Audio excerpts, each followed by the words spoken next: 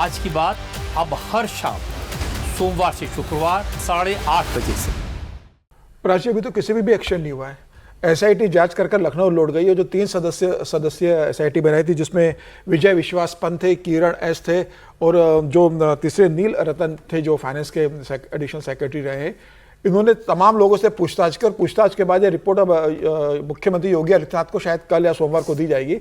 अब उस रिपोर्ट से क्या निकलता है, क्या यह हम मान के चले कि अगले सप्ताह जब योगी आदित्यनाथ को रिपोर्ट दी जाएगी तो उसमें उन्होंने किसी का जिक्र किया होगा कि ये इसमें गुनाहगार है, इन्होंने पैसा लिया है, क्या उसके खिलाफ एफआईआर दर्ज होगी, क्या उनकी गिरफ्तारी होगी, या ये रिपोर्ट लंबे समय तक तकिए के नीचे रख दी जाएगी, ये देखने वाली बात होगी। अभी तक एफआईआर क्यों दर्ज नहीं हुई? इतने दिन जब एसआईटी वहां पर थी, एसआईटी ने पूछताछ की, तो निश्चित रूप से एसआईटी को कुछ फाइंडिंग्स रहे होंगे ना, एसआईटी को सबूत मिले होंगे। उस सबूत के आधार पर एसआईटी को तत्काल अयोध्या के अंदर एफआईआर दर्ज करवानी थी और संबंधित व्यक्तियों की गिरफ्तारी तय करवानी थी। एसआईटी सिर्फ पूछताछ कर लौटी है। और जिस तरीके से हर्षवर्धन जी ने बताया कि वो तमाम लोग बयान दे रहे हैं, खुलकर बयान दे रहे हैं, अपने बेगुनाही का बयान दे रहे हैं, दूसरे लोगों पर उंगलियां उठा रहे हैं, और जिस तरीके से इस पूरे मामले को वो हल्के ढंग से ले रहे हैं, मुझे लग रहा है कि चंपत राय को सबसे पहले इस्तीफा देना चाहिए था। 4 बार चंपत राय से 4-4 घंटे की पूछताछ हो रही है, उसके बीच चंपत राय कुर्सी से चिपके हुए हैं। संघ के प्रचारक आप रहे हो, आपके ऊपर इतना बड़ा आरोप दुनिया भर का लग रहा है और ये केंद्र आरोपों के केंद्र में आप आ रहे हो, शक के घेरे में आप आ रहे हो, आप एक जिम्मेदारी के पद पर बैठे हुए थे। अब नैतिकता के आधार पर ये कह सकते हैं ना कि भाई मेरे महामंत्री रहते हुए जैसा हुआ है, मैं इस्तीफा देता हूं, एसआईटी जांच करे और जो निकले उनको तत्काल गिरफ्तार किया जाए। आप इस्तीफा नहीं दे रहे हो, उस मामले में चुप्पी लेकर बैठ गए हो और तमाम अपने बेगुनाह होने का सबूत दे रहे हो। मुझे लग रहा है कि इसमें तमाम बड़े लोगों को दखलंदाजी देना चाहिए। इस बात से काम नहीं चलेगा ना कि योगी जी गए तो उनके कार्यक्रम से उनकी दूरी कर दी, सिर्फ इससे तो काम नहीं चलेगा, इस सांकेतिक दूरी से तो कोई काम नहीं चलेगा ना। कोई तो एक्शन करके दिखाना पड़ेगा ना, चंपत राय पर भी, अनिल मिश्रा पर भी, गोपाल राव। जिन्होंने लूटा उनको लौटाना होगा। पूरा वसूली प्रधानमंत्री मोदी कहता है, जो जिन्होंने लूटा उनको लौटाना होगा। तो जिन्होंने अयोध्या के राम मंदिर का पैसा लूटा है, सोने चांदी की ईंटें, जो भी खबर आ रही है लूटी है, जो एसआईटी को मिलता है, उनसे पूरी रिकवरी की जाए, पूरी पत्रकार वार्ता लेके बताया जाए कौन कौन शामिल था, ये कब से हो रहा था, और ये व्यवस्था सुनिश्चित की जाए कि भविष्य में नहीं होगा। और मुझे लगता है कि पूरे ट्रस्ट को भंग कर देना चाहिए। तत्काल प्रभाव से नया ट्रस्ट बनाओ, प्रोफेशनल लोग आप रखो, जिम्मेदारियां तय हो, काउंटिंग कौन करेगा, एसबीआई की क्या भूमिका होगी, अकाउंटेबिलिटी तय हो, और भविष्य में एक-एक रुपए का हिसाब रहे।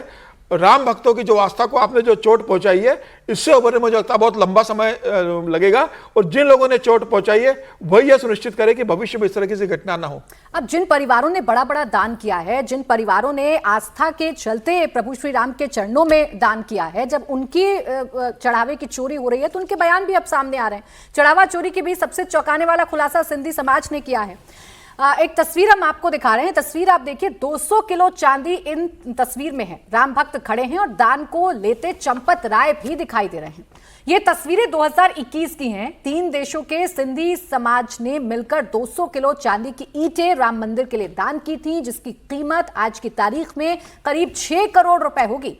200 किलो चांदी के लिए किसने कितना दान किया था, किसने कितनी हिस्सेदारी निभाई थी, इसकी एक-एक रसीद विश्व सिंधी सेवा संगम संगठन से जुड़े राजू मनवानी के पास है। लेकिन आज ये भी कह रहे हैं कि वो चांदी कहां है।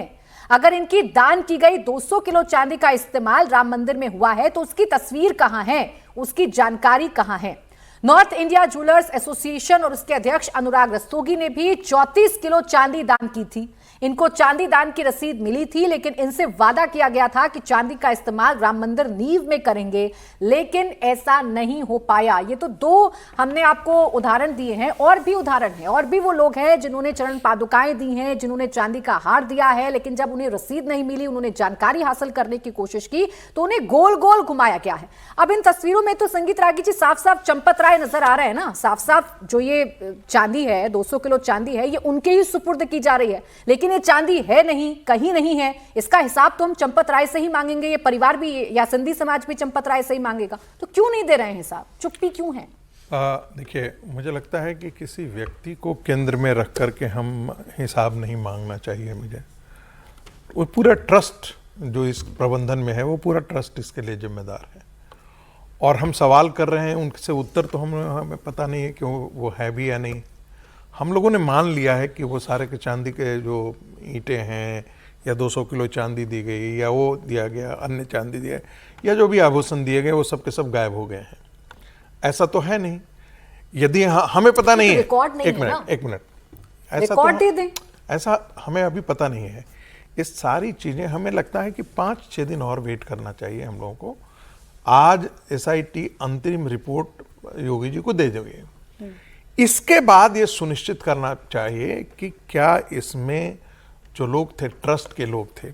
अभी तक तो ये बात पता लगी है कि जैसे राष्ट्रीय स्वयंसेवक संघ के अंदर होता है, हम स्वयंसेवकों पर विश्वास के आधार पर चलते हैं कि ऐसा काम नहीं करेंगे, और मुझे लगता है कि वही व्यवस्था का जो प्रबंधन की जो व्यवस्था थी वो फेल करके हो गया। जब एक इंस्टीट्यूशनल मैकेनिज्म आप तैयार करते हैं जिसमें हर व्यक्ति की उसकी अकाउंटेबिलिटी फिक्स होती है, तब शायद ऐसा नहीं होता। लेकिन जो संघ के अंदर कार्य करने की पद्धति है कि हम विश्वास के आधार पर रहते हैं, हम तो गुप्त रूप से दान भी करते हैं और वो सबकी लिस्टिंग हो जाती है कि किसने कितना पैसा किया, हम मान करके चलते हैं कि वही राशि जो है एक जगह से दूसरी जगह जाएगी। मुझे लगता है कि इसी चीज का प्रयोग यहाँ पर किया गया है, जिसके कारण ये सारी चीजें हुई है। और इसमें अब तक जो पता लगा है उसमें ये लगा है कि 40 से ज्यादा लोग इस धंधे में शामिल थे। क्या ट्रस्ट के जो जिम्मेदार लोग थे उनकी जानकारी में सब ये सब हुआ, या उनकी बिना जानकारी में ये सब हुआ? ये सब जब पता लग जाएगा तो मुझे लगता है कि एफआईआर करने में कोई दिक्कत नहीं होगी, चाहे वो कोई भी हो। नहीं, जानकारी में हो या बिना जानकारी के हो, संगीत रागी जी। एक मिनट, अब ट्रस्ट अगर वहां पर है, चंपत राय अगर देख रहे हैं, मेरी बात सुन लीजिए। उनसे सवाल पूछें कि ना पूछें? देखिए, उनसे तो सवाल 3 दिन लगातार एसआईटी ने भी पूछा है, और मैं मानता हूं कि उनसे पूछा भी जाना चाहिए।